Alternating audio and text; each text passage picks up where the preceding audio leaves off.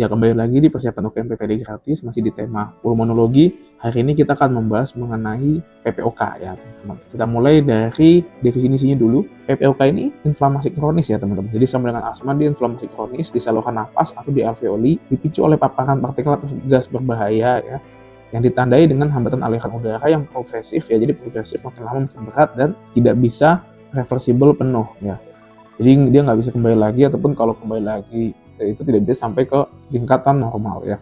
Etiologinya biasanya pada pasien-pasien perokok ya, pasien perokok yang sudah lama atau terpapar polusi, misalkan bekerja di jalanan gitu ya, pekerja bangunan atau tukang masak ya, sama makanan asap industri. Secara genetik bisa dilihat adanya defisiensi alfa-1 antitrypsin. Secara klinis ada sesak yang bersifat progresif. Jadi kita tanya, dulu pas muda sesak kayak gini enggak? Oh enggak dok, makin lama makin berat. Nah itu curiga ke PPOK. Terus saat aktivitas semakin berat sesaknya. Terus batuk kronis ya, batuk berdahak kental tanpa adanya mengi, bisa juga dijadikan PPOK. Ada riwayat paparan juga kita tanya, ada nggak sering kena paparan ya, kena rokok nggak. Terus dari inspeksi kita lihat ada pursed lips breathing ya, jadi pada saat membuang napas bibirnya itu mencucu gitu ya. Terus ada penggunaan alat bantu napas, terus dapat terjadi cyanosis, clubbing finger, barrel chest ya. Jadi seperti ini, dia punya dada ya, dadanya hampir 1:1 gitu. Terus selaiganya melebar. Kalau kita palpasi, frame itu sama menurun. Kalau kita perkusi, hipersonor, dan batas jantungnya itu seolah mengecil. Kenapa? Karena rongga dadanya ini kan besar ya, jadi jantungnya seolah-olah kecil karena dibandingkan dengan rongga dadanya gitu. Dari auskultasi, napasnya bisa vesikuler dengan ekspresi memanjang dan bisa ada wheezing serta ronki. Nah, PPOK itu ada 2 tipe ya, ada pink puffer dan blue bloater. Tapi kalau di Indonesia kita kurang bisa membedakan keduanya karena kulit orang Indonesia ini kan berpigmen ya, jadi kita susah melihat warna dari kulit seseorang saat menjadi pink puffer atau blue bloater ya.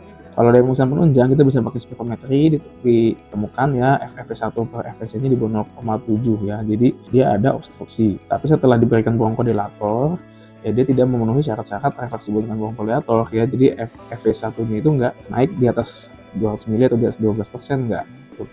Dari foto toraks ya, kita bisa lihat juga ada gambaran bronkitis kroniknya gitu ya, ada emfisema, jadi dia diafragmanya mendatar gitu ya. Terus parunya nih selaiganya lebih banyak yang terlihat, iga posterior sampai 10 yang terlihat ya. Terus jantungnya membentuk pendulum atau seperti teardrop, tetesan air ya. Kalau dilihat dari tes X-ray lateral, ruang retrosternalnya melebar ini. Jadi biasanya kan jantung depannya langsung sternum, tapi karena parunya ini barrel chest, jadi ada rongga udaranya di depan jantung.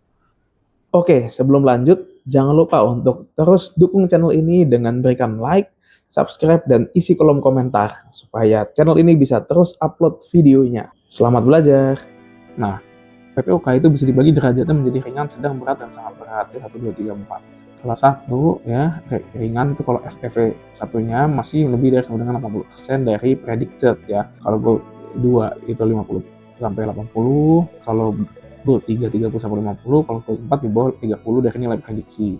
Nah, nilai prediksi ini bagaimana kita tahunya? Nilai prediksi ini bisa kita lihat dari populasi di suatu tempat ya. Kalau di Indonesia memang sudah ada penelitiannya, jadi kita bisa tahu predictive value di Indonesia itu berapa. Ada juga grading dari 0 sampai 4. Ini berdasarkan klinisnya pakai MRC, dari MRC Medical Research Council. Terus kita bisa juga evaluasi nilai CAT-nya ya.